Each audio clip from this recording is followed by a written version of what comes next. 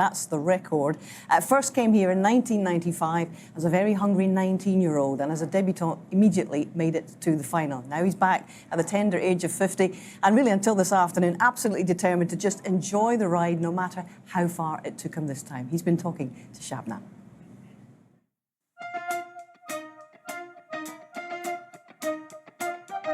Well, John, you're here at the Masters. Just tell us, you seem so relaxed and happy.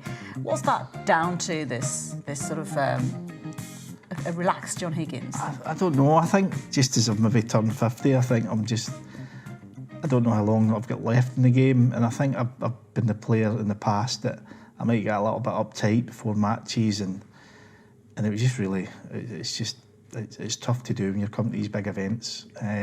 I know I'm not expected to win these big events now, so I'm just coming down in a more relaxed frame of mind and just thinking, listen, you're still doing well to be competing with these guys. So I've just enjoyed the last few days in London now with my wife Denise, and we went out and seen a few musicals with my son, and just relax, just forget about the game.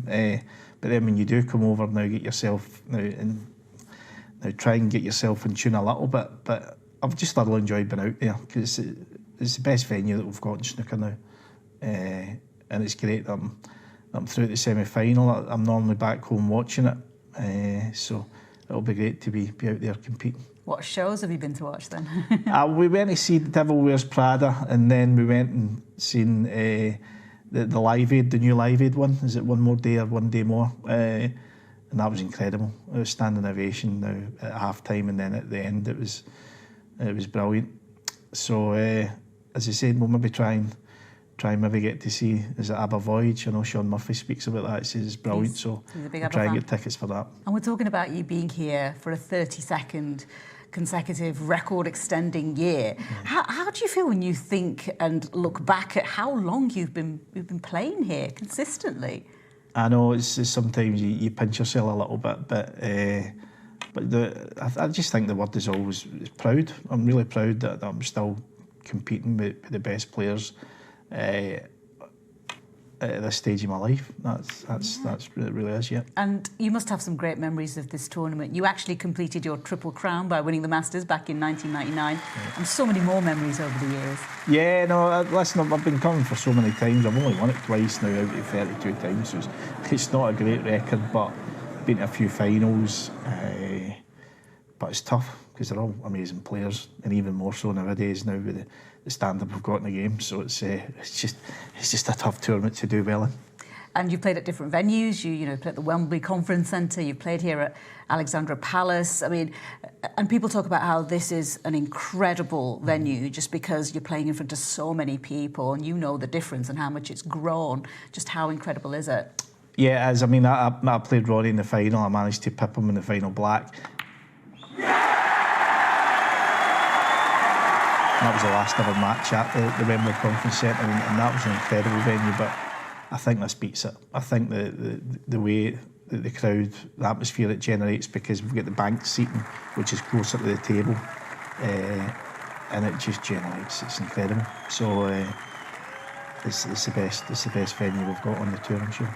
Heard have you got a new gym at home? Yeah. Tell us a bit about that. No, we got it installed just before Christmas now, because I really do need to, because I was obviously a lot bigger, and then I lost a good bit of weight doing spinning and different things, but then I've obviously gradually put it back on, so I really do need to get a grip at it, and as you get older it's probably harder to shift the weight, so I'm going to try a little bit in the house and try and be a little bit fitter, and hopefully that can prolong your life and your time playing snooker. Yeah, you are thinking about that, your health and how important it is to your game. Yeah, well, not obviously it would probably help your game, but I suppose it's to do your overall fitness now, or overall health. That's probably the most important thing, I'd imagine.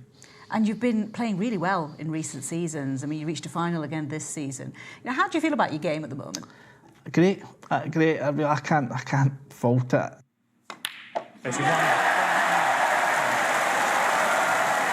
There's some matches I can go in and I can play really, really good.